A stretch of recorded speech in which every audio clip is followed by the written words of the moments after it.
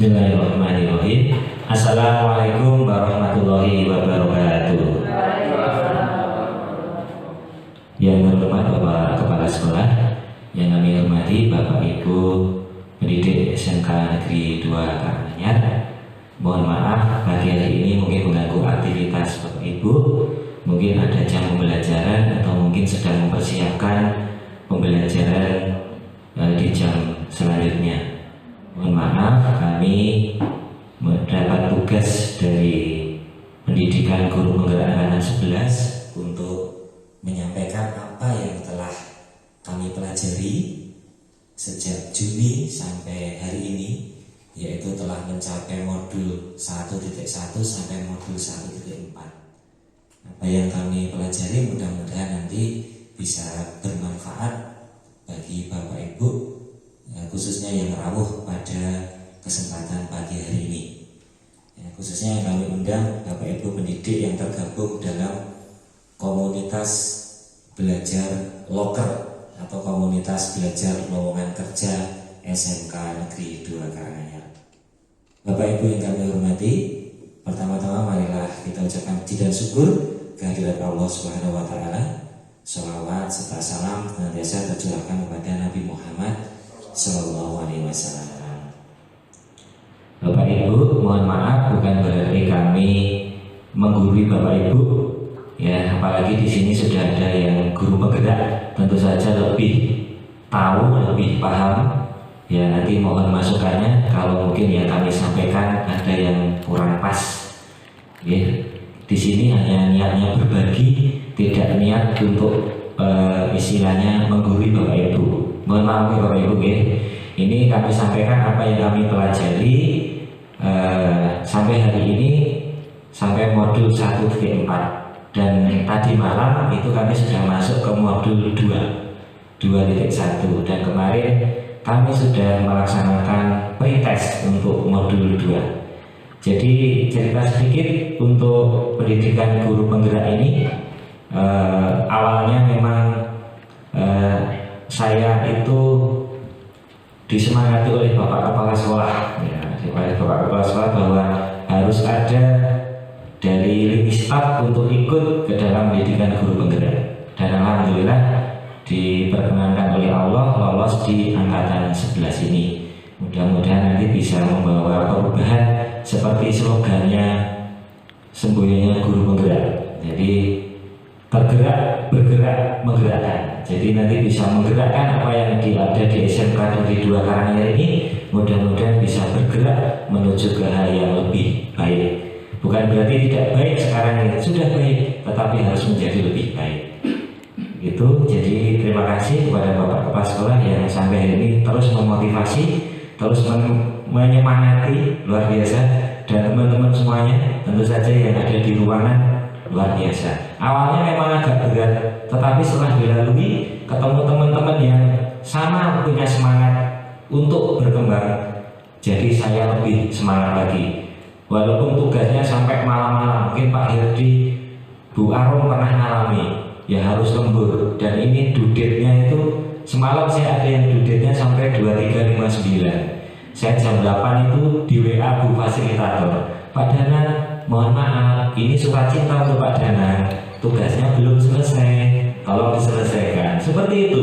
Jadi kalau bisa jangan sampai dapat WA, tetapi memang kami harus mengatur waktu untuk bisa menyelesaikan. Jadi skala prioritas, kalau bisa dikerjakan mepet waktunya, yang lainnya bisa terselesaikan. Tapi jangan dicontoh kalau pakai mepet seperti itu. Bapak Ibu, langsung saja saya akan menyampaikan diseminasi budaya positif di SMK Negeri 2 Karanganyar. Ini hasil belajar kami. Kami sudah belajar dari modul 1.1 itu filosofi pemikiran Ki Hajar Dewantara. Jadi tujuan pendidikan itu menuntun bagaimana kodrat anak itu bisa melaksanakan dengan apa yang dicita-citakan. Jadi kita berhamba kepada murid. Jadi mindset kita jangan dirubah, kita akan mencetak murid sesuai keinginan kita. Itu yang kami pelajari di modul 1.1. Tetapi kita sebagai pembimbing, ya kita sebagai pembimbing mereka membimbing murid-murid tentunya, itu apa cita-cita mereka, apa yang menjadi keinginan awal anak-anak, itu tetap kita ikuti. Justru kita harus mendukungnya. Kita tidak boleh istilahnya memaksa anak untuk seperti apa yang kita inginkan. Tentu saja apa yang saya pelajari di modul 1.1 bahwa guru ini sebagai pendidik yang berkewajiban membimbing, mengarahkan. Jadi tentu saja mengarahkan hal yang positif untuk meraih cita-citanya sesuai keinginannya masing-masing. Begitu. Kemudian modul 1.2 itu nilai dan peran guru penggerak. Ya, ini yang saya pelajari di modul 1.2 bahwa guru ini menjadi pemimpin pembelajaran. Pemimpin pembelajaran di kelasnya. Sebagai coach bagi guru yang lain. Inilah bisa berbagi, bisa membimbing guru yang lain. Apa yang didapat tidak pelit untuk dirinya sendiri. Dan juga membimbing kalau mungkin ada yang harus diarahkan atau mungkin temannya ada yang perlu pembimbingan atau coaching, itu juga dilaksanakan. Istilahnya kita kan berkolaborasi.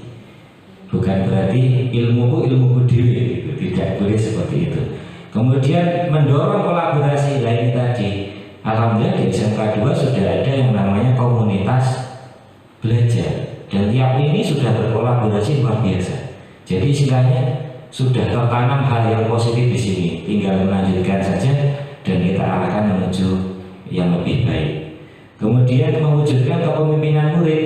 Nah ini bagaimana kita bisa mengarahkan murid ya untuk menjadi pemimpin bagi dirinya sendiri dan juga pemimpin bagi teman-temannya.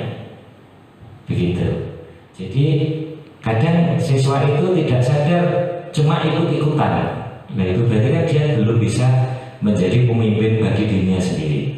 Kemudian lainnya penggerak komunitas praktisi. Bapak Ibu mungkin sudah tergabung dalam NGMP, mungkin ada komunitas-komunitas profesi yang lain gitu.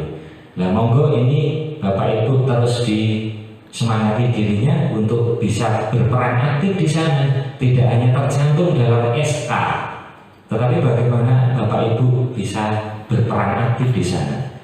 Kemudian yang modul 1.3 visi guru penggerak. Jadi kami di dalam pembelajaran atau pendidikan guru penggerak juga diajari bagaimana membuat visi tentu saja bagi dirinya sendiri yang diterapkan di sekolah. Nah kemudian visi yang disusun oleh diri sendiri tadi harus bisa berperan dan juga istilahnya mempengaruhi visi yang ada di sekolah untuk bisa dilaksanakan oleh semua warga sekolah. Jadi visi sekolah itu tidak hanya terpampang di depan, dibacakan mungkin tiap upacara gitu, tetapi juga harus bisa dilaksanakan dan juga diraih. Tentu saja peran dari seluruh warga sekolah sangat dibutuhkan di sini. Kemudian ini yang kami sampaikan pada kesempatan pagi hari ini, Bapak Ibu, bahwa bagaimana kita menerapkan budaya positif tentu saja di SMK Negeri 2 Karanganyar ini.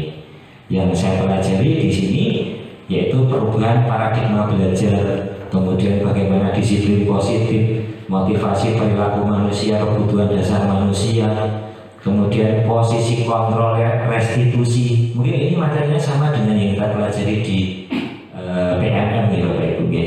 Memang sama ya. Kemudian bagaimana kita menciptakan keyakinan kelas, kemudian segitiga restitusi. Bapak Ibu yang kami hormati, ini latar belakang dari budaya positif, bagaimana menjadi cara untuk tercipta hal-hal yang positif guna meningkatkan kualitas pendidikan. Tentu saja pendidikan kita ranahnya di SMK Negeri 2. Kemudian bagaimana kita menanamkan budaya positif ini ya tentu saja di SMK Negeri 2 ya, di sekolah ini. Kemudian bagaimana seorang guru itu menjadi berperan sebagai manajer atau posisi kontrol itu ya, sebagai manajer. Kemudian meningkatkan bagaimana meningkatkan kreativitas siswa ya, tentu saja sesuai dengan visi kita adanya ya. Ya, termasuk bagaimana mereka berprestasi, tentu saja harus kreatif kan gitu. Kemudian juga guru juga berperan sebagai motivator dan inspirator dalam menumbuhkan budaya positif, sehingga nantinya guru akan menjadi engarso sumulodo. Tentu saja kita tidak bisa istilahnya hanya menyuruh siswa melakukan sesuatu hal, tapi tidak bisa mencontohi. Ayo anak-anak ke masjid misalkan, sholat jamaah, tetapi gurunya sendiri tidak jamaah. Nah, itu tentu saja tidak menjadi sumulodo bagi anak-anak begitu. Nah, tentu saja kita diharapkan menjadi contoh bagi anak-anak. Tujuannya Bapak Ibu, bagaimana saya mendesimasi budaya positif itu, satu, mewujudkan pembelajaran yang berpihak pada siswa. Ya, tadi seperti saya sampaikan di awal dari modul 1.1 itu, bahwa kita itu guru itu menghamba pada murid. Bukan berarti kita kok munduk-munduk ke murid, itu tidak. Tetapi apa? Kita tidak boleh merubah cita-cita anak, tetapi kita berkewajiban membimbingnya. Begitu. Yang dimaksud seperti itu. Jadi pembelajaran kita harus berpihak pada siswa atau murid. Ya. Tidak boleh ada tujuan yang lain di kelas itu. Kemudian dua, menumbuhkan budaya positif di kelas dan di sekolah melalui keyakinan kelas. Tentu saja di awal pembelajaran Bapak Ibu sudah berkomitmen dengan para siswa. Betul atau tidak? Bagaimana membuat kesepakatan kelas begitu? Keyakinan kelasnya apa? Mungkin contohnya saat pelajaran tidak boleh menggunakan handphone begitu. Bagaimana nanti kesepakatannya? Kalau ada yang ketahuan menggunakan handphone, tentu saja kita tidak boleh istilahnya hanya menghakimi atau mungkin menghukum kalau ada siswa yang melakukan kesalahan. Tapi bagaimana siswa tersebut muncul kesadaran dari dalam dirinya bahwa dirinya mungkin suatu saat mengalami yang namanya melakukan pelanggaran apa yang telah disepakati. Bagaimana kita membuat murid kita itu tersadar bahwa dia itu salah, gitu. Kemudian dia berkomitmen juga, waduh saya salah. Kalau salah itu berarti ada konsekuensi, gitu kan ya. Nah itu bagaimana kita tidak serta-merta menghukum, wah kamu salah, kamu harus begini, tidak. Tetapi murid itu sadar, Pak maaf, saya lupa kalau tidak boleh menggunakan handphone saat pelajaran. Saya tahu Pak, saya tidak akan mengulangi lagi.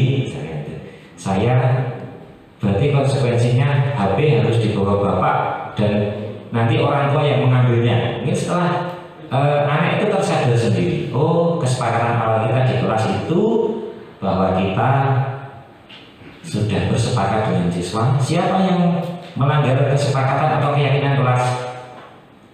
Sudah disepakati untuk bahwa yang mengambil harus orang tua. Anak-anak sadar sendiri begitu. Ya. Jadi tidak serta-merta, wah kamu salah, HP saya sita gitu. Tidak. Bagaimana kita menumbuhkan keyakinan itu dalam kelas kita. Kemudian yang ketiga, menumbuhkan karakter profil pelajar Pancasila. Tentu saja karakternya ini kalau kita jabarkan cukup panjang ya.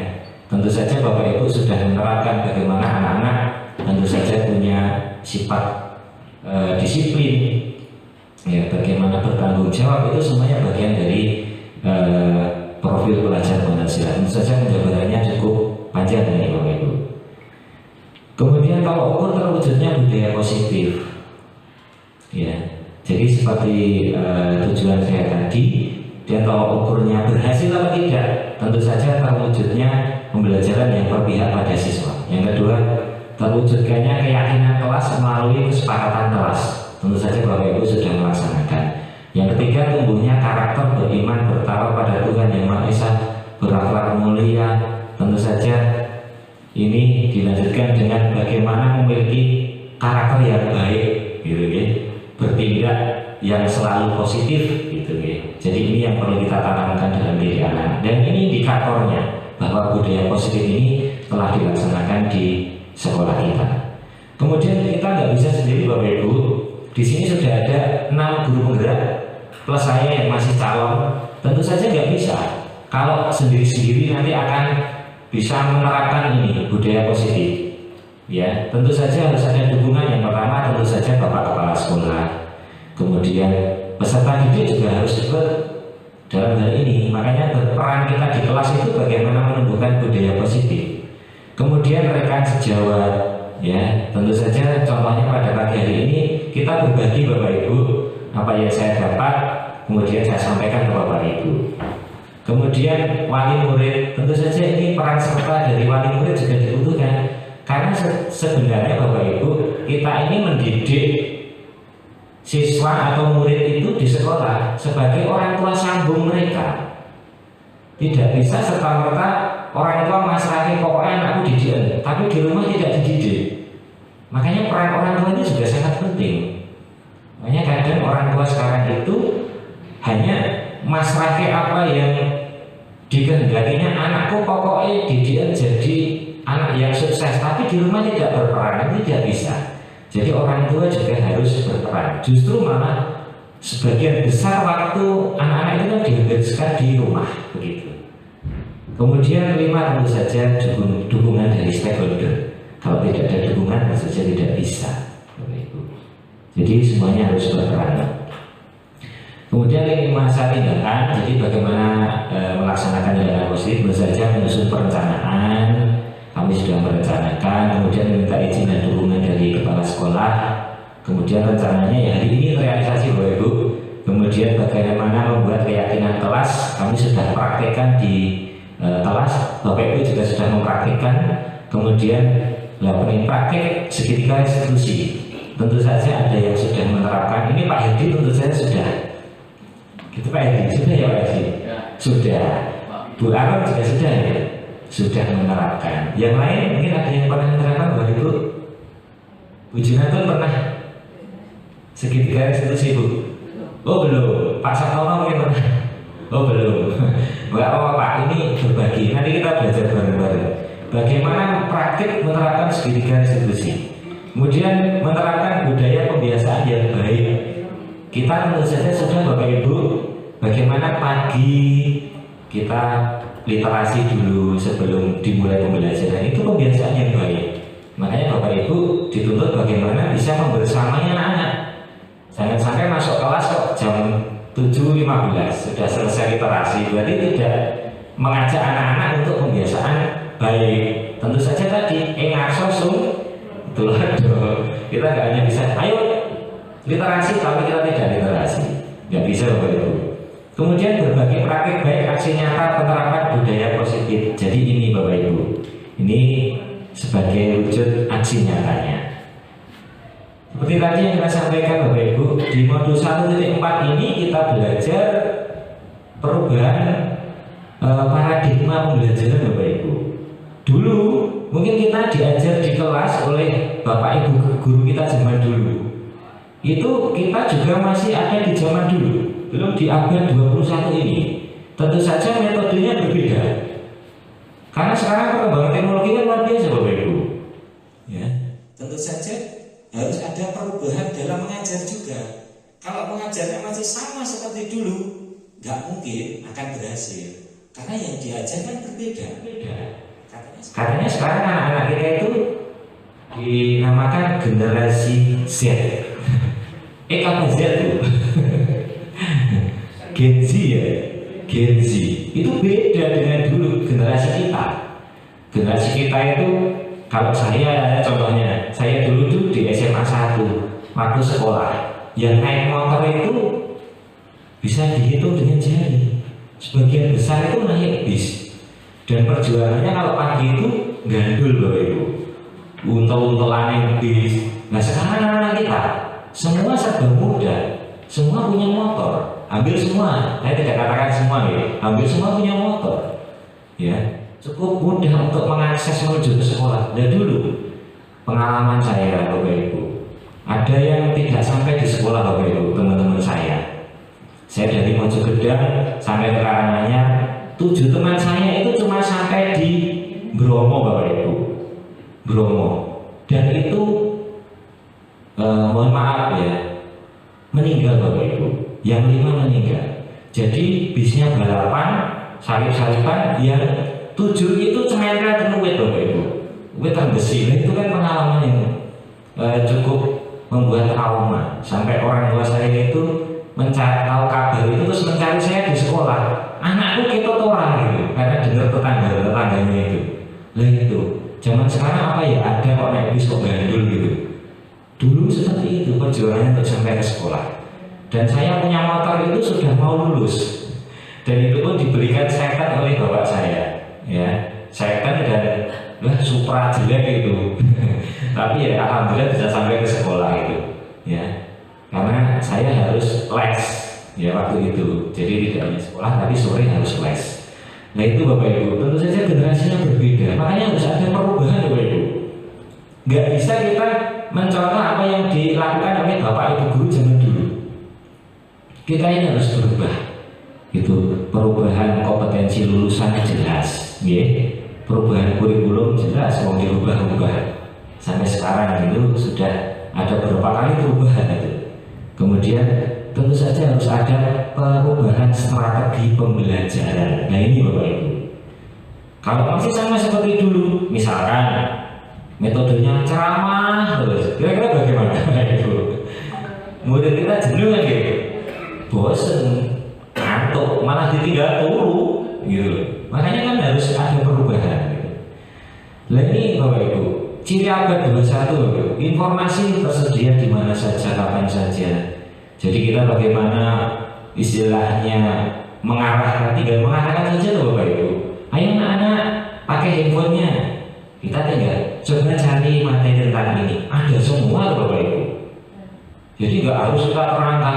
Nah kita terangkan tarik, bocah Google, satu kabeh bapak ibu. Pintar Google malah gitu. Makanya kita harus ada perubahan dalam mengajar. Kemudian komputasi atau ya penggunaan komputer luar biasa bapak ibu. Makanya kalau lulusan sekarang itu nggak bisa komputer, itu jadi pertanyaan. Apalagi bapak ibu gurunya tidak bisa komputer, lebih jadi pertanyaan lagi. Begitu kan deh. Makanya kita harus mengikuti perkembangan zaman. Semua serba otomatis, ada otomasi. Dan ini menjangkau semua pekerjaan bapak ibu. Dulu yang namanya mau belanja, Bu Junatun biasanya kemana Bu Junatun? Ke pasar itu. Gitu Bu? Iya. Nah, Bu Nining mesti yang dekat pasar Palu ya Bu ya. Nah sekarang bisa tinggal dudul gitu gitu. Otomasi. Kita tanpa ke pasar tapi barang bisa sampai di rumah kita. Luar biasa. Bu Ima ngoten ya Bu ya. Pengen malam-malam sekarang lapar tinggal dudul GoFood. Shopee Food. Pak Sartono juga gitu. Pengen mie godok ya tinggal telepon Pak Bro. Dekat aja Pak ya. Ya itu otomasi. Tapi dulu kan nggak bisa bapak ibu. Ya kemudian komunikasi dari mana saja ke mana saja. Saya kangen Pak Herdi tinggal video call ya Pak ya. Nah, zaman dulu ya bisa telepati pakai gini nggak bisa. Ya makanya kan zamannya berkembang, kita butuh yang namanya perubahan bapak ibu. Ya perubahan. Makanya kita nggak boleh hanya mengandalkan cara mengajar yang dulu, nggak bisa. Mungkin 10 tahun yang lalu mungkin kita masih bisa menerapkan, tapi sekarang nggak bisa bapak ibu. Mungkin tahun kemarin 5 tahun yang lalu mungkin metode pembelajaran kita yang kita pelajari 5 tahun yang lalu bisa, tapi hari ini nggak bisa bapak ibu. Anak-anak itu sudah serba enak, semua istilahnya karet peluk habis dilolokin gitu. Nah, orang tua saja apa dicukupi kok gitu. Kita nggak bisa metode mengajar kita sama seperti itu. Jadi kita harus bisa berkembang sesuai perkembangan zaman.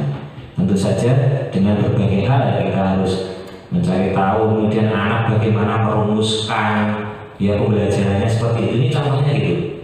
Kemudian anak tentu saja kita ajari untuk menganalisis sesuatu, kemudian mengambil keputusan gitu. Nggak bisa hanya diloloi saja gitu ya. Diloloi nggak bisa. Kemudian bagaimana kita ajari anak untuk bekerja sama dan berkolaborasi. Makanya belajar itu tidak hanya individu, tapi harus kelompok. Kelompok nanti kita bisa menggali potensi anak-anak. Tentu saja bisa memotivasi anak-anak yang merasa kurang. Oh ternyata dalam kelompok itu dengan teman-temannya akhirnya muncul rasa motivasi untuk dan juga rasa apa? Percaya diri. Oh, dengan teman-temannya dulu belajar untuk mengemukakan pendapat, kemudian baru ke yang lebih besar, mungkin ke Bapak Ibu guru. Nah, ini pancingan-pancingan kita dalam pembelajaran ini yang dibutuhkan Bapak Ibu. Kemudian disiplin positif ini yang kami dapat itu ada teori kontrol. Nah, ini oleh Dr. William Glasser ya. Ini luar biasa, beliau telah merancang bagaimana kita bisa menerapkan disiplin positif di lingkungan kerja kita Bapak Ibu. Kalaupun tidak bisa satu sekolah dulu, tetapi satu lini kita dulu aja. Makanya ini saya berbagi yang sebagian besar ini dari komunitas belajar saya, yaitu komunitas belajar loker, lowongan kerja, ya, featuring yang lain. Nah, terima kasih Bapak Ibu kerangkanya, ya, ini luar biasa mensupport saya ini. Tentu saja menjadi motivasi yang berlipat nih bagi saya untuk bisa terus survive di pendidikan guru penggerak ini. Ya. Jadi ini penerapan budaya positif itu Bapak Ibu teori kontrol ya. Bagaimana kita tadi kan kita diharapkan menjadi manajer bagi siapa Bapak Ibu? Ya tentu saja manajer dalam pembelajaran. Tentu saja bisa mengontrol lingkungannya. Oh, tidak hanya mengontrol diri kita sendiri Bapak Ibu, tapi bisa mengontrol teman-temannya juga. Oh, di satu lini ini ada teman yang merasa kurang, ya kita harus mengajaknya. Ayo kita motivasi. Mungkin tadi masalah komputer kurang, ada Pak Herdi. Pak Herdi siapa membimbing? Nah seperti itu. Pak Herdi itu luar biasa, ya, ya bisa membimbing teman-temannya yang kurang, akhirnya bisa ikut. Ya. Kemudian ada Pak Joko. Ini kalau di UPI luar biasa Pak Joko ini. Bongso ngisi-ngisi online ada Pak Joko sudah. Pak Joko ini yang ngajari teman-temannya. Wah ini luar biasa. Absen saja. Jangan sampai keduluan.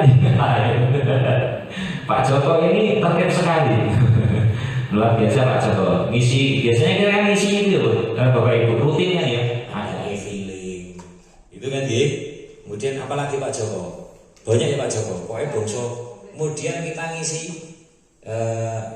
rapot itu loh ya. Rapot itu online. Awalnya memang kalau dijelaskan di sini itu nek praktek itu kan di awang-awang gitu ya. Walaupun sebenarnya tahun kemarin sudah, semester kemarin sudah, ini yo lali, ini betul. Nggih, makanya ten Hub itu adalah nih Pak Joko wis lakoni sik terus ngajari liyane. Terima kasih Pak Joko. Loh Pak Joko yang mengatakan Pak Joko. Ini saksi nyata Pak Satono. Nah ini yang harus dicontoh oleh teman-teman yang lain gitu ya. Dan yang lain ya. Oh gurunya Pak Satono mana? Luar biasa. Betul sekali Pak Satono ini juga terus memotivasi teman-teman walaupun beliau sebentar lagi pensiun itu, tapi tidak menyebutkan semangat beliau, terus memotivasi. Ya, ya, Retno ya. Belum patut kalau pensiun gitu. Ya. Kemudian Bapak Ibu, ini banyak sekali Bapak Ibu, ini saya jelaskan bahwa contoh ini satu saja, jadi semua perilaku ini memiliki tujuan, ya. Ini ada yang kami pelajari, ada yang namanya teori motivasi, ya, teori motivasi. Bagaimana kita nanti di kelas itu menerapkan, bagaimana anak itu dalam pembelajaran itu menghindari hukuman, menghindari hukuman itu. Apakah takut karena nanti ada konsekuensi yang dilaksanakan, atau memang itu kesadaran yang muncul dari dalam dirinya sendiri?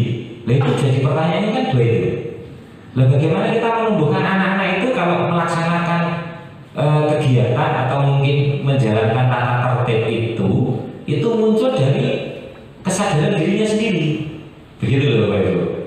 Misalkan rambutnya dowo rasa diloke, mungkin dengan kita, Mas, halo bagaimana, coba dilihat dirinya sendiri. Oh iya Pak, maaf rambut saya sudah panjang, karena kita loke Bapak Ibu, tapi sudah sadar dirinya sendiri bahwa dia itu melanggar.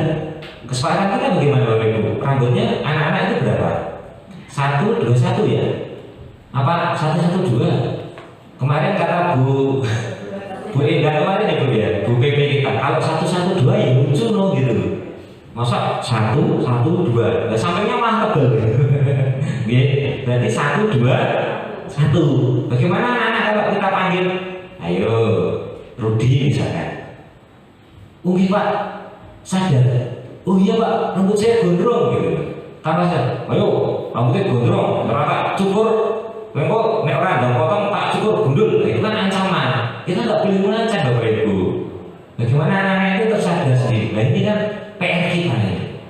Bagaimana budaya positif ini kita terapkan di sekolah. Tentu bagaimana Bapak Ibu. Ini butuh peran kita semuanya yang ada di sini. Ini mengawali dari kita sendiri. Tentu saja 6 guru penggerak yang sudah lebih dulu dari saya ini. Nanti bareng-bareng ya. Yang di sini ada Pak Herdi, Mbak Arun. Bagaimana nanti kita merubah yang ada di sini yang mungkin yang kurang pas kita arahkan hal yang baik. Gitu nggih? Nggih, monggo Bu. Nggih. Yang lainnya mohon maaf nggih, mungkin mengganggu aktivitasnya. Masih bisa dilanjut? Nah, monggo kan disambi Pak Herdi belum dapat ya. Monggo Pak Herdi. Ini Pak jember.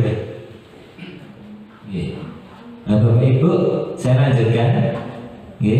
Jadi kadang itu motivasi kita ada ini. Kadang-kala kita kan gini Bapak Ibu. Saya sebenarnya tidak melarang ya Bapak Ibu. Mungkin Bapak Ibu punya motivasi ke anak-anak, misalkan, ayo kerjakan tugas, sing dewi numpuk tugas gratis es krim misalkan. Tetapi kan nanti motivasi anak jadi berbeda Bapak Ibu. Itu kan bukan muncul dari dalam dirinya sendiri, tapi termotivasi karena apa? Dapat es krim. Coba anak-anak es krim, mesti kan numpuk ya sak-saya gitu. Apalagi anak SMK itu budayanya apa? Wis garap tugas burung. Wis garap tugas burung. Ya wis. Akhirnya orang garap membolone oke. Tidak ada seperti dulu kita mungkin zaman SMA. Ini betul, Bapak Ibu. Nek orang garap tugas itu rasanya kan tidak tenang hidupnya. Itu yang saya alami gitu deh. Nek arep ulangan, nek ora sinau tenanan kuwi jan wedi. Nek antek rapote bijine abang. Itu yang saya alami dulu. Ini Bapak Ibu juga mengalami seperti itu. Tetapi sekarang adanya bagaimana? Anak-anak itu kan kurang sekali motivasinya. Bagaimana mereka berkompetisi dalam lingkungan kelasnya saja tidak ada. Wis pokoknya ulangan itu pengen ini kontrolnya DKI. Nggak ada rasa kompetisi. Nah itu yang harus kita ubah Bapak Ibu. Bagaimana anak-anak itu tersadar bahwa dirinya itu harus survive dengan apa yang mereka usahakan sendiri, tidak tergantung teman yang lain. Begitu. Ya, jadi kemudian bagaimana motivasi ini tentu saja untuk menghargai dirinya sendiri. Ya, ini yang tadi saya muncul dari dalam diri sendiri. Kemudian bagaimana menghargai dirinya sendiri dalam melaksanakan apa yang dia lakukan. Tentu saja dengan rasa tanggung jawab. Oh, saya itu memang harus seperti ini. Itu tanpa ada motivasi tadi, itu mesti melakukan. Harusnya seperti itu. Itu kemudian nilai kebajikan universal, Bapak Ibu. Jadi nilai kebajikan adalah sifat-sifat positif manusia yang merupakan tujuan yang ingin dicapai setiap individu. Nilai-nilai tersebut bersifat universal dan lintas bahasa, suku, bangsa, agama maupun latar belakangnya. Jadi nilai-nilai kebajikan tersebut tentu saja kita sudah paham betul bahwa terangkum menjadi yang kita kenal dengan sebutan profil pelajar Pancasila. Apa saja Bapak Ibu? Ya betul, yang pertama beriman, bertakwa kepada Tuhan Yang Maha Esa dan berakhlak mulia dunia, berkebinekaan global, bergotong royong, mandiri, bernalar, kritis, kreatif. Apapun sedikit yang kita lakukan di kelas Bapak Ibu, itu tentu saja akan dapat merubah siswa. Misalkan ada hal yang kurang pantas di kelas dilakukan oleh anak didik kita, kita berkewajiban untuk istilahnya apa? Mengingatkan. Kan kita posisinya tadi diharapkan menjadi manajer. Manajer itu kan dalam perusahaan misalkan ada karyawannya ada yang kurang pas, mesti kita mengingatkan. Karena tidak ingin dalam satu yang namanya institusi itu terjadi pelanggaran dan akhirnya merugikan semuanya kan gitu lagi. Dari hal kecil, kadang-kala mungkin di kelas anak mungkin kita menerangkan, ini contoh kecil saja nih, anak mendengarkan apa yang kita terangkan mungkin sebentar saat membuka pembelajaran, tapi ada anak yang asik dengan kegiatannya sendiri. Kita tidak mau mengingatkan Allah bukarmu gitu ya. Nanti itu jadi kebiasaan. Dan yang dilihat dari temannya itu yang seperti itu, teman yang lain melihat, mau hati kapak-kapak gitu kan ya. Nah itu berarti kita belum berhasil menjadi manajer tadi. Ya. Kemudian kita ke bab berikutnya yaitu model berpikir menang-menang, kemudian kolaborasi dan konsensus menciptakan pilihan-pilihan baru.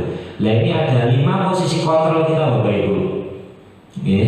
Kita itu di dalam kelas kalau mungkin ada tata tertib tadi, ya, kita itu berposisi sebagai apa gitu? Kita sebagai penghukum atau pembuat rasa bersalah gitu kan ya. Kemudian sebagai teman mereka, sebagai pemantau, atau mungkin sebagai manajer. Nah itu nanti Bapak Ibu bisa memposisikan diri sendiri. Tentu saja ini dengan kasus-kasus yang berbeda. Guru berperan sebagai apa? Begitu. Kemudian yang tadi saya tanyakan, Pak Herdi mungkin baru sudah melaksanakan yang namanya melaksanakan segitiga restitusi. Bapak Ibu, untuk menyemangati diri kita iya dulu. Masih ingat ya SMK 2? Ya. SMK bisa, SMK hebat, SMK bisa hebat, SMK negeri 2 Karanganyar pasti bisa. Kok dirinya bagus gitu ya? Nah ini berarti kan belum semangat. Pak Joko kaget tadi. Bisa. Monggo Pak Joko kali disambi Pak Joko. Kajengnya boten ngantuk. Ya. Kemudian Bapak Ibu kalau belum melaksanakan ini, saya sudah belajar untuk menerapkan yang namanya segitiga restitusi Bapak Ibu. Ya. Ini langsung saja coba saya tayangkan. Saya sudah mencoba melaksanakan penerapan segitiga restitusi. Ya. Jadi apa itu segitiga restitusi? Mohon maaf. Ya.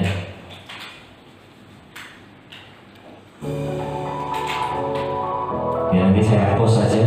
Jadi ini memang bukan slide yang saya persiapkan karena tadi internetnya trouble itu. Sudah terlanjur saya buat yang semi manual. Ya. Nah ini segitiga restitusi. Apa ini segitiga restitusi? Yaitu bagaimana kita menciptakan kondisi bagi murid untuk memperbaiki kesalahan mereka. Kesalahan mereka agar bisa kembali ke kelompoknya, tentu saja dengan karakter yang lebih kuat. Jangan sampai kalau salah terus kita hukum di depan kelas, justru itu malah menjatuhkan mereka. Nanti mentalnya down Bapak Ibu. Ini tidak boleh kita laksanakan. Mungkin kita dulu biasa ya Bapak Ibu, mungkin Bu Rini, ayo anak kerjakan. Kamu nggak bisa, kamu berdiri di depan kelas gitu. Mungkin dulu seperti itu biasa kan ya. Tapi sekarang nggak boleh. Itu justru malah menjatuhkan anak. Ya, kita nggak boleh seperti itu, Bapak Ibu. Kan ini kita sudah di abad 21 yang kita ajari itu berbeda. Anak itu nggak bisa kok istilahnya kita dulu aku pas sekolah biyen ki nek ora iso ki digebuk guru ini biasa. Karena nggak bisa Bapak Ibu.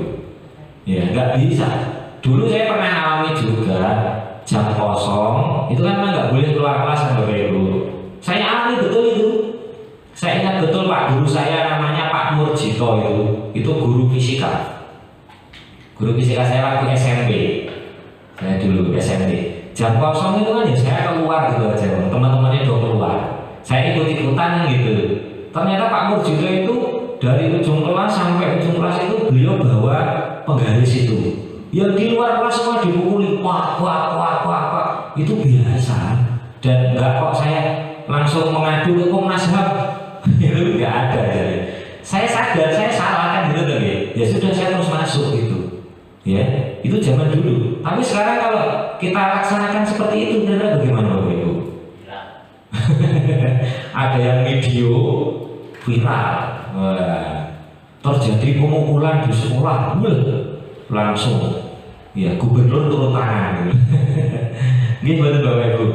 Iya, langsung dipanggil kita, pasti gitu, ya, langsung diturunkan pangkatnya. Guru jadi apa Bapak Ibu? Nek guru itu turun pangkat jadi apa? Ya serang langsung kan nonton ya, dikotai. Nah itu makanya nggak boleh kita seperti itu Bapak Ibu. Kemudian restitusi memberikan kesempatan pada murid untuk disiplin positif gitu ya. Kemudian bagaimana murid itu setelah sadar merasa salah, memperbaiki kesalahannya, gitu terus bisa sadar memulihkan kesalahan sendiri. Harusnya bagaimana gitu ya. Kita pancing saja. Ini bagaimana? Oh, ayo kamu tadi bagaimana kok bisa seperti itu? Gitu. Kita pancing anak-anak, jangan sampai kowe iki ngono kuwi salah, nggak boleh. Kudune kowe iki ngene ora, kowe tak tokne kok sekolah iki. Wah, itu ancaman bahwa itu nggak boleh. Ya. Kemudian apa? Melalui pendekatan restitusi, guru akan menanggapi mengajak murid berefleksi. Kemudian terakhir berefleksi Bapak Ibu. Ini contoh saja yang saya lakukan tadi. Ini juga ada yang saya praktekkan Bapak Ibu. Mungkin biar lebih to the point nih, kita tampilkan.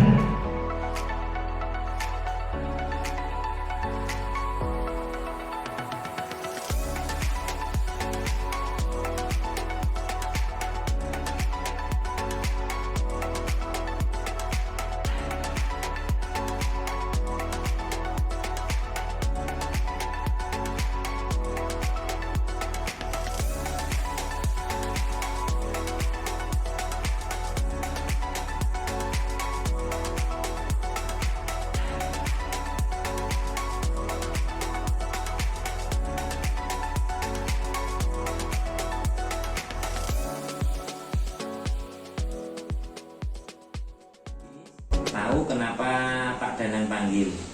Tidak, Pak. Tidak tahu? Beneran tidak tahu? Ya tadi Pak Danang lihat kamu di kantin. Ya, padahal kan ini jadwal piket kamu ya? Iya. Ya, kenapa tidak piket? Karena terpengaruh sama teman-teman. Siapa temennya? Ada yang ngajak? Tidak. Oh ada yang Iya, ngajak. ada. Nah, biasanya kamu rajin piket, kenapa tidak piket? Teman-teman itu soalnya saya jarang itu ngedengerin teman-teman piket gitu.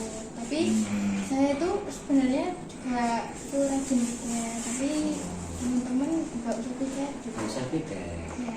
Padahal kamu tahu, kan kita sudah sepakat. Itu keyakinan kelas itu kalau tugasnya piket kan harus piket, betul apa tidak? Iya betul. Ya, berarti gimana yang dilakukan Agis tadi? Kalau tidak piket tuh gimana kira-kira? Melanggar keyakinan kelas apa tidak? Melanggar. Melanggar. Ya harusnya gimana? Harusnya piket dengan Tanggung jawab. Iya. Kira-kira bagaimana kalau sekiranya nanti tidak dipiketi kelasnya? kelasnya jadi kotor, akhirnya dia belajarnya tidak nyaman. Terus berarti Agis tadi kira-kira merasa bagaimana? Merasa bersalah karena tidak piket kelas. Benar, bukan karena ditegur Pak Danang. Ya itu juga. Itu juga berarti saya tahu ya tidak, kalau sebenarnya itu harus piket ya. Terus berarti besok kalau jadwalnya piket, tetap piket apa ikut teman-teman? Tetap piket. Tetap piket, betul. Iya. Ya, berarti itu wujud dari rasa apa? Rasa tanggung jawab. Rasa tanggung jawab. Berarti kalau kelasnya tidak dipiketi kan nanti kotor, belajar juga Tidak nyaman. tidak nyaman. Ya sudah, kadang hanya mengingatkan itu. Agis kan harus melaksanakan apa yang menjadi tanggung jawab Agis. Kalau tanggung jawab kecil tidak dilaksanakan, nanti kebiasaan, lama-lama bagaimana? Tidak bisa melaksanakan tanggung jawab yang besar. Gitu ya Gis ya? Oke, sekarang boleh kembali ke kelas ya. Nanti kalau ada kegiatan yang memang harus dilakukan oleh Agis, dilaksanakan dengan tanggung jawab. Ya, terima kasih ya. Ya. Oke. Assalamualaikum warahmatullahi wabarakatuh. Saya Agis Francisca Nurahayu dari kelas 11. Bahwa saya tadi setelah ketemu dengan Mbak Danang, saya mengakui bersalah karena saya melakukan kesalahan, yaitu tidak piket kelas, akhirnya pergi ke kantin. Setelah itu ketemu Pak Danang, akhirnya dipanggil Pak Danang ke ruang guru. Saya mengakui kesalahan itu sangat bersalah. Saya akan melakukan piket kelas dan bertanggung jawab atas perbuatan tersebut. Sekian dari saya. Wassalamualaikum warahmatullahi wabarakatuh.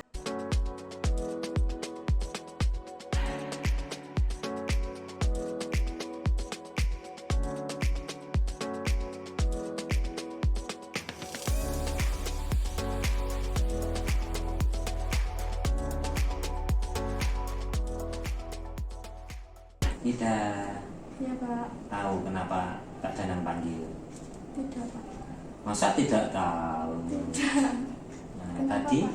tadi masuk kelasnya bagaimana? Agak telat. Agak telat apa telat? Telat, Pak. Telat. Kenapa tadi tidak kok telat? Soalnya tadi pagi belum sarapan, terus di Iya. kantin beli nasi kucing, terus sambalnya kepedesan, jadi beli es krim dulu. Makanya makan es krimnya lama.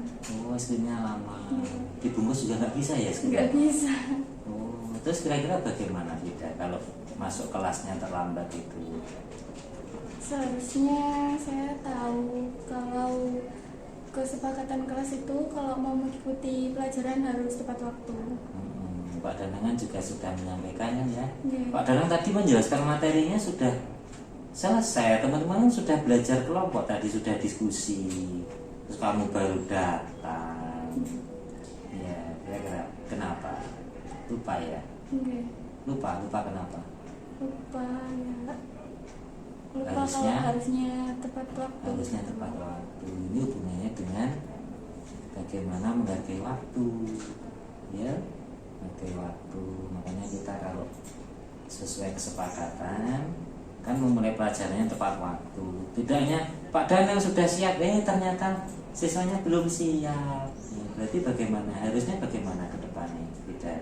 Harus lebih disiplin, datang ke kelas tepat waktu. Kenapa harus disiplin kira-kira?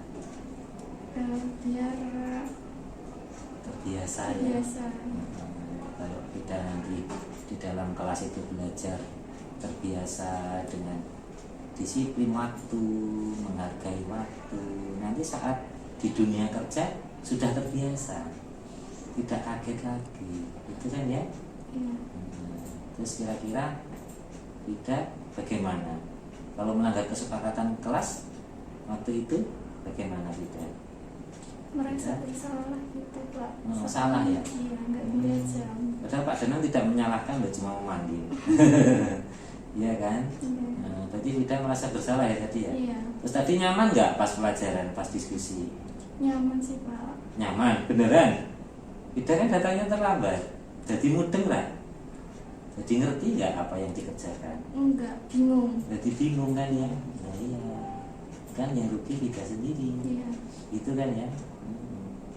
Masa nyaman? Kan nggak nyaman. Nggak nyamannya apa? Ya karena kita melakukan kesalahan. Itu kan ya? Ya sudah, terus kira-kira kedepannya kita ingin seperti apa? Disiplin, tepat waktu. Tepat waktu. Baik, tidak, terima kasih. Iya Pak. Nah, terus ini boleh kembali ke kelas ya. Ini istirahat ya? Iya. Nanti setelah jam istirahat jangan diulangi. Iya Pak. Berarti bagaimana?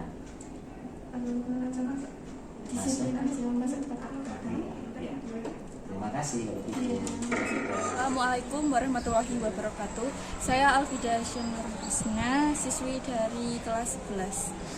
Setelah saya bertemu dan berbincang-bincang dengan Pak Danang, saya merasa bersalah dan saya lupa akan kesepakatan kelas saya, dan yaitu saya telat masuk kelas dan telat mengikuti pembelajaran Pak Danang. Saya pikir itu saya sangat salah, dan kedepannya saya akan lebih baik dan lebih disiplin, tepat waktu, dan lebih rajin lagi untuk sarapan di pagi hari. Mungkin itu saja. Terima kasih. Wassalamualaikum.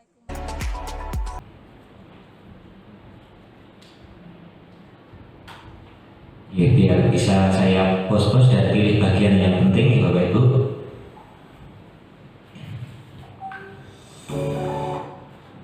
Nah, ini saya sudah menerapkan. Ini saya buat skrip.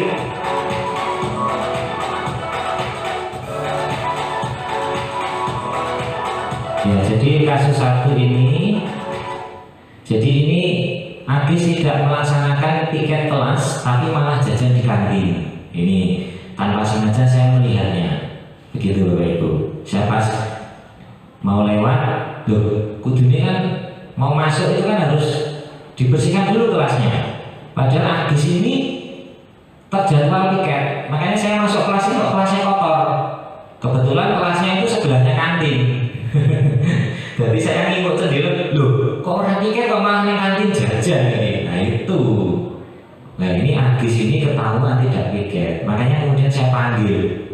Ya, isi percakapannya seperti itu, saya tuliskan itu. Nanti bisa saya kirim ke Bapak Ibu. Mungkin terlalu kecil ini.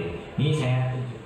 Ya ini Agis ini saya panggil, kemudian saya tanya, kenapa tidak tiket? Tidak kok. Agis, kamu tidak piket, kamu berarti melanggar. Tidak seperti itu Bapak Ibu.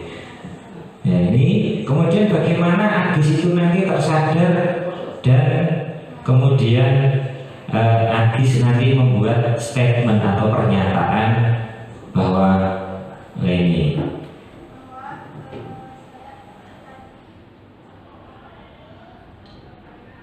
suaranya hilang ya Bapak Ibu.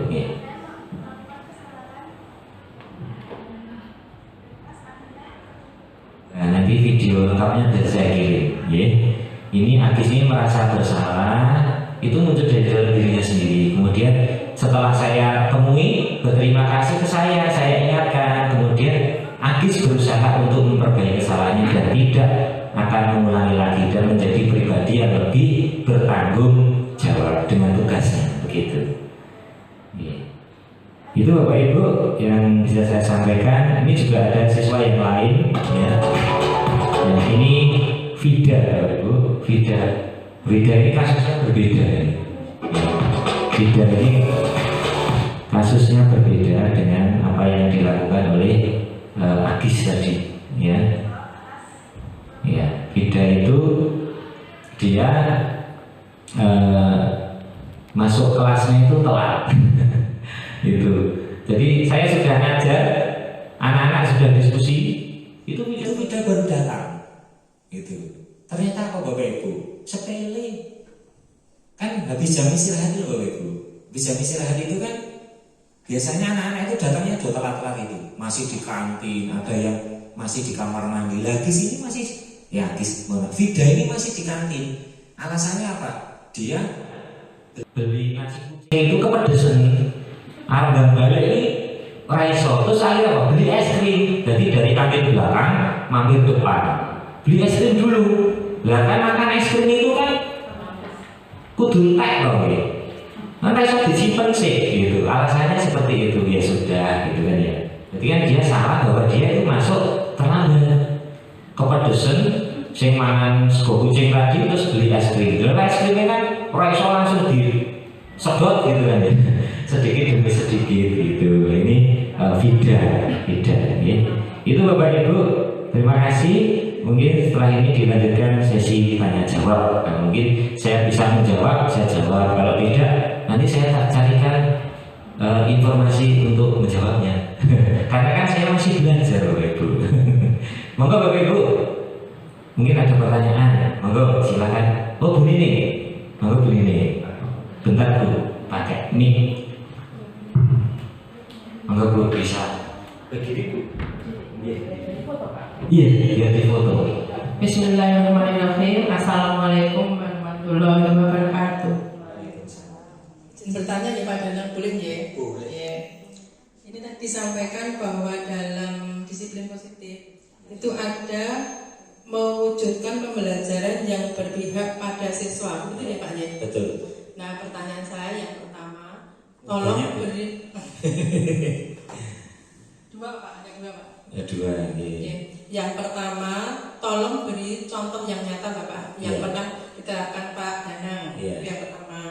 Kemudian yang kedua pertanyaan saya, apakah dalam mewujudkan pembelajaran ini harus berpihak pada siswa terus? Apakah Bapak Ibu guru juga tidak boleh kalau kita itu mempunyai hak, boleh atau tidak Pak? Oke. Itu. Terima kasih Bu Nini. Ya, terima kasih Pak Danang. Hanya Dua saja? Dua saja cukup. Oh iya, terima kasih. Untuk yang pertama, contoh berpihak pada murid atau berpihak pada siswa. Iya, bagaimana kita bisa praktekkan? Oh, ini contoh yang sudah saya lakukan itu nggih, Bu Nini nggih. Dimatikan dulu Bu, mungkin suaranya kan dipencet agak lama.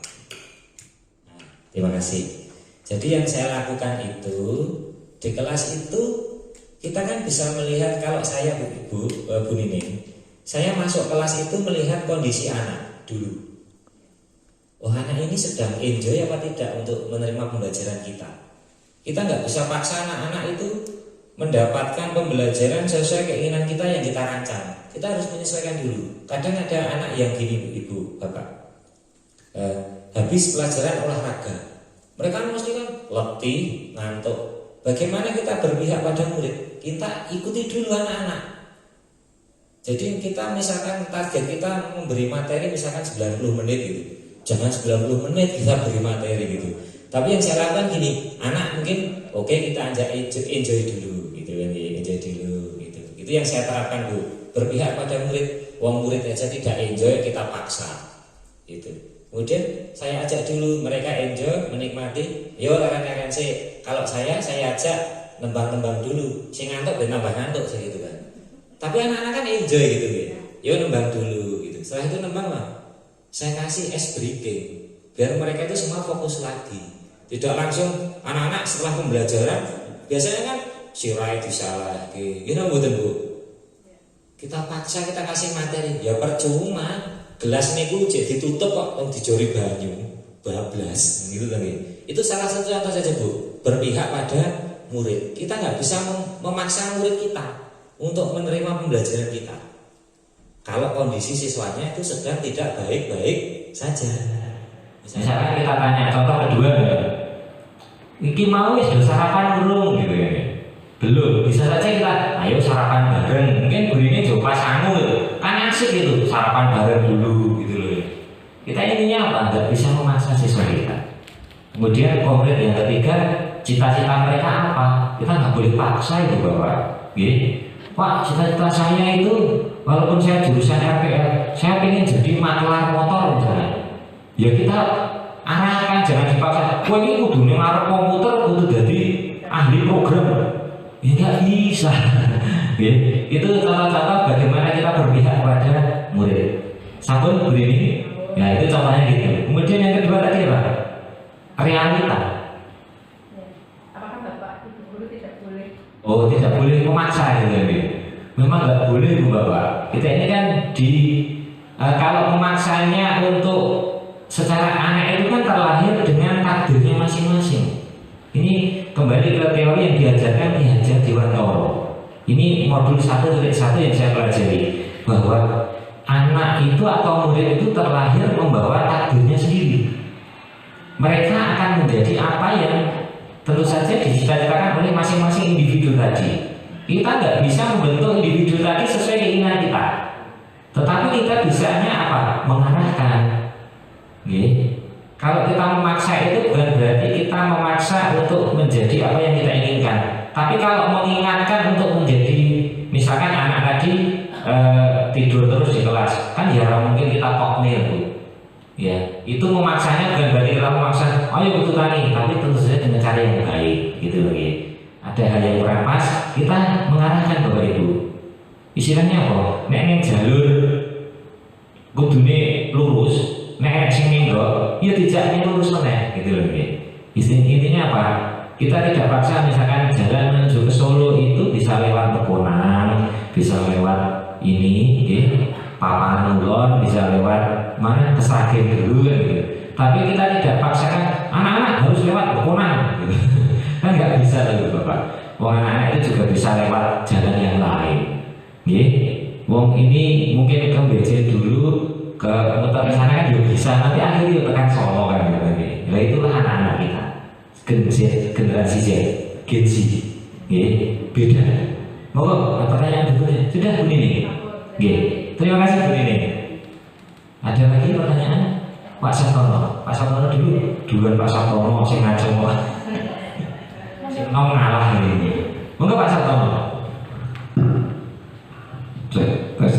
Assalamualaikum warahmatullahi wabarakatuh. Waalaikumsalam. Sebuah pesan yang bagus yang disampaikan Pak Danang tentunya bisa menginspirasi kita, khususnya saya, tentang pentingnya budaya positif bagi warga sekolah, utamanya peserta didik, tentunya dalam rangka untuk meningkatkan kualitas pendidikan yang goalnya nanti tentunya adalah bagaimana anak-anak kita bisa sukses.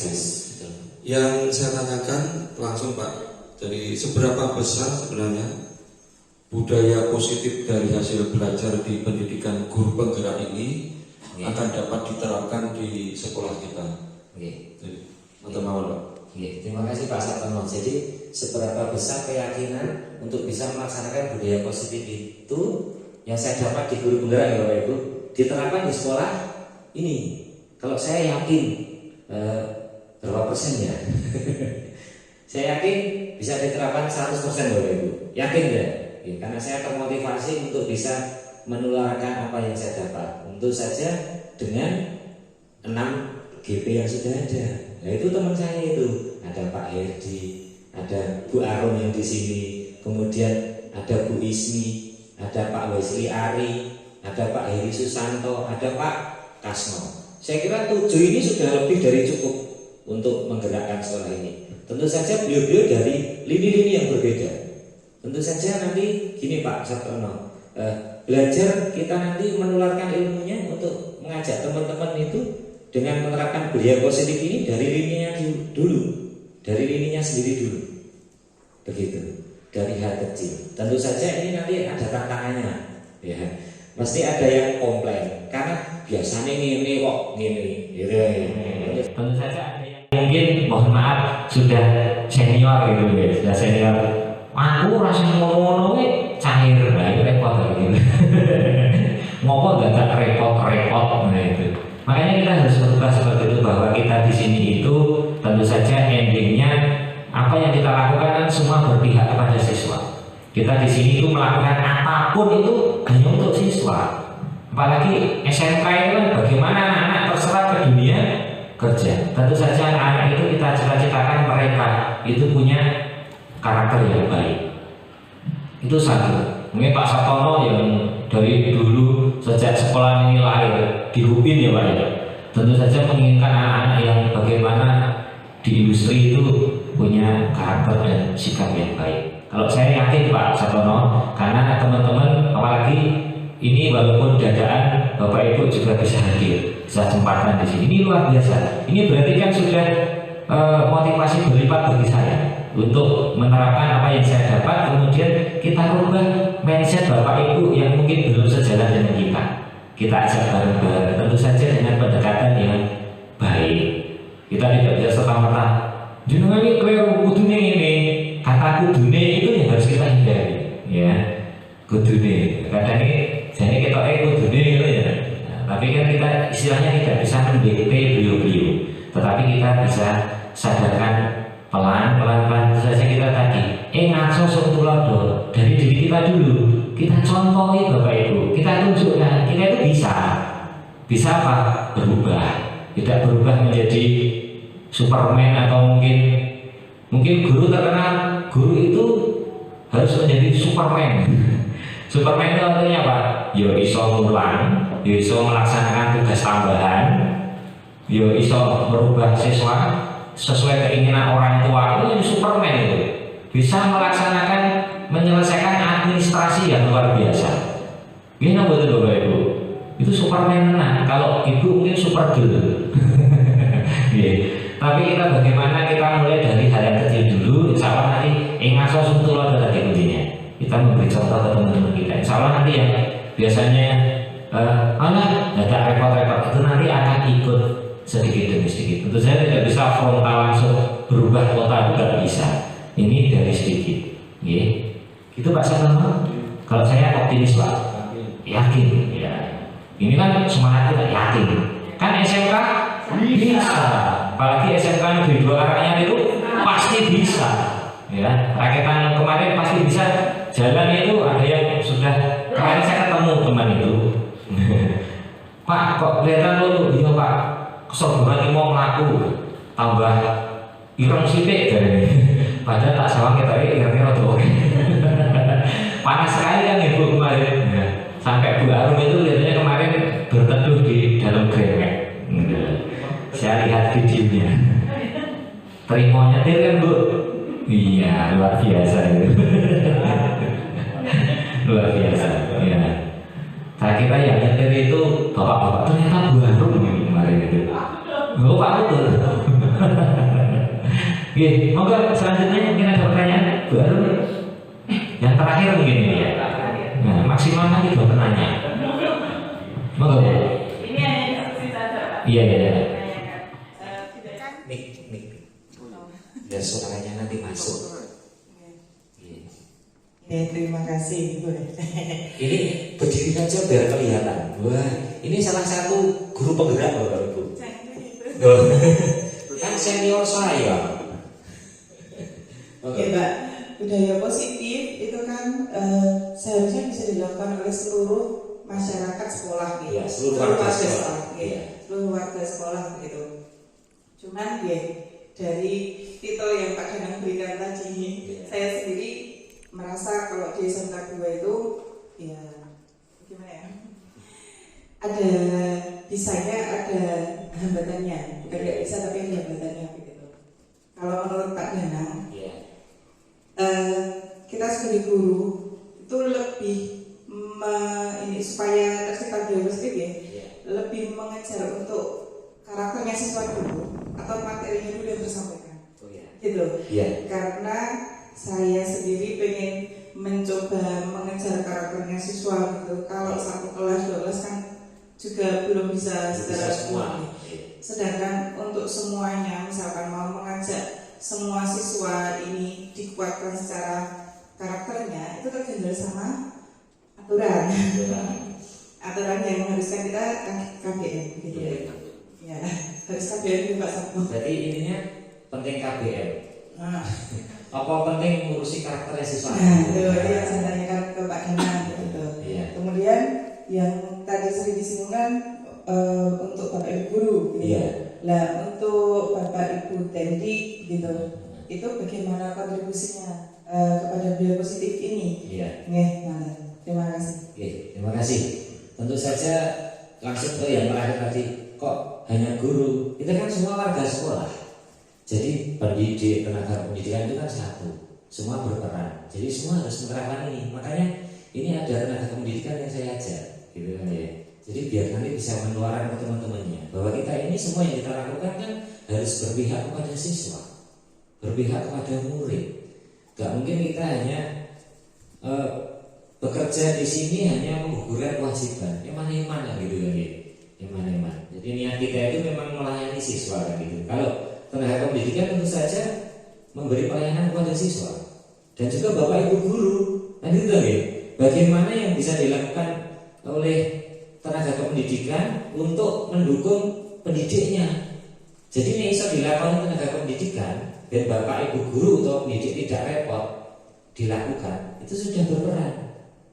begitu, menerapkan budaya positif tadi. Kan nanti namanya kolaborasi, tentu saja dengan peran masing-masing. Begitu Bapak Ibu. Jadi misalkan kita minta tolong ke tenaga pendidikan, disapa dengan baik, itu sudah positif kan ya. Tapi nek dipermuti, malah guru jadi iso dhewe, betul njaluk tulung. Lah, kata-kata kayak sithik ini bagaimana Bapak Ibu? Menyakitkan, justru malah ngedongeng kita kan ya. Nah itu juga bisa berperan seperti itu. Maksudnya mendukung apa yang kita laksanakan. Kemudian kelas lagi Bapak Ibu. Kelas itu kan memang tanggung jawab kita. Memberi materi itu kan memang juga tanggung jawab kita. Tetapi kita harus melihat visi kita saja kan. Yang pertama itu apa? Visi kita. Menanamkan keimanan dan ketakwaan ya. Ya, artinya apa? Bagaimana anak itu beriman, bertakwa, kemudian berkarakter unggul katanya. Berarti kan tidak ada istilahnya visi kita itu bagaimana anak-anak memperoleh nilai yang baik misalnya. Kan bukan itu. Nilai yang baik kalau karakternya jelek buat apa? Ya, mereka di rapor nilainya semua 90, tetapi dengan Bapak Ibu guru tidak sopan. Itu berarti kita sudah gagal Bapak Ibu. Jadi menurut saya yang lebih penting itu di dalam kelas itu kita menerapkan bagaimana anak-anak mempunyai karakter yang baik dulu.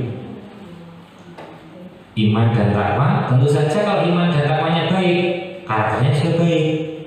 Nah ini yang menjadi PR kita. Contoh, mau sholat Jumat gitu ya.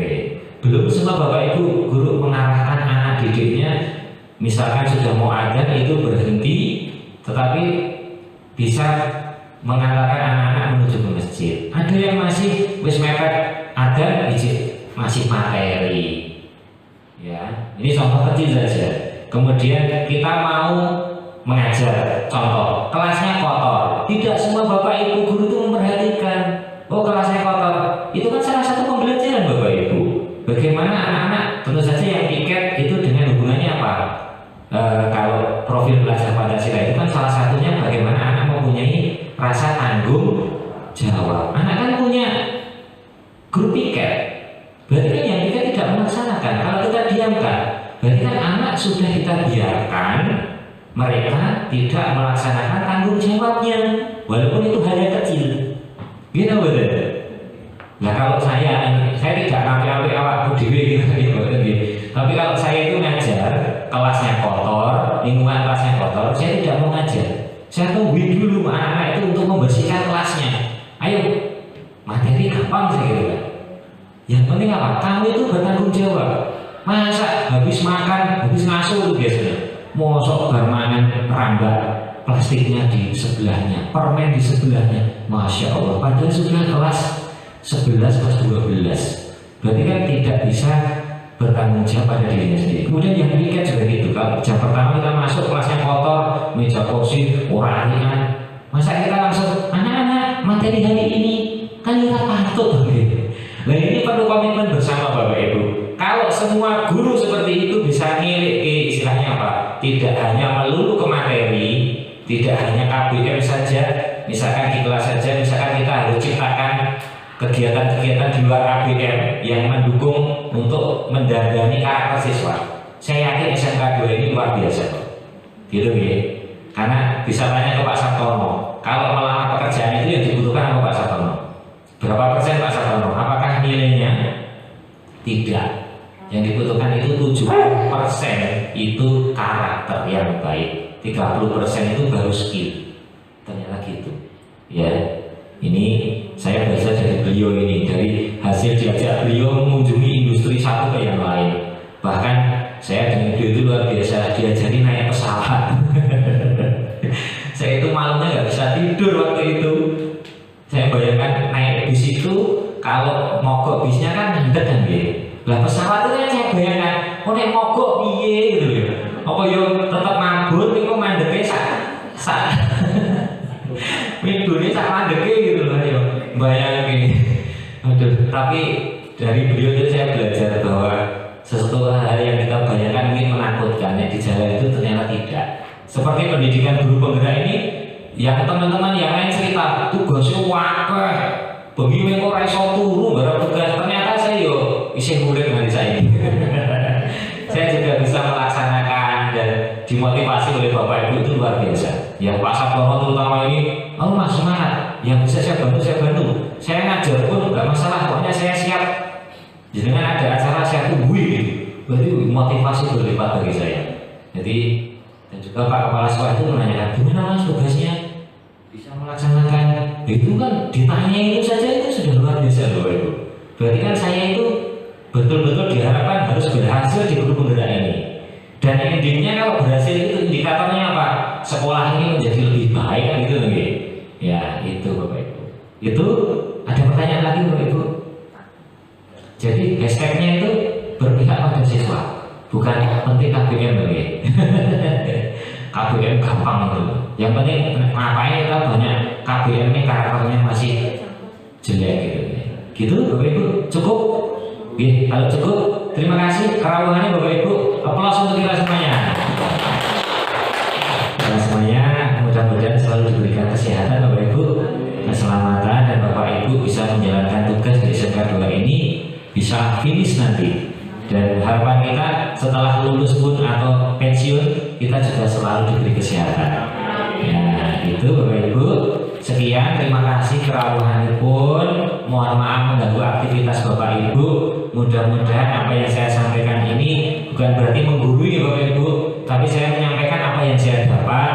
Kita belajar bareng-bareng bahwa kita harus membawa perubahan yang positif di sekolah ini, menerapkan budaya positif di SMK Negeri 2 Karanganyar ini. Dan harapan kita SMK Negeri 2 Karanganyar ini betul-betul siswanya itu betul-betul menjadi anak-anak yang sukses dan berhasil.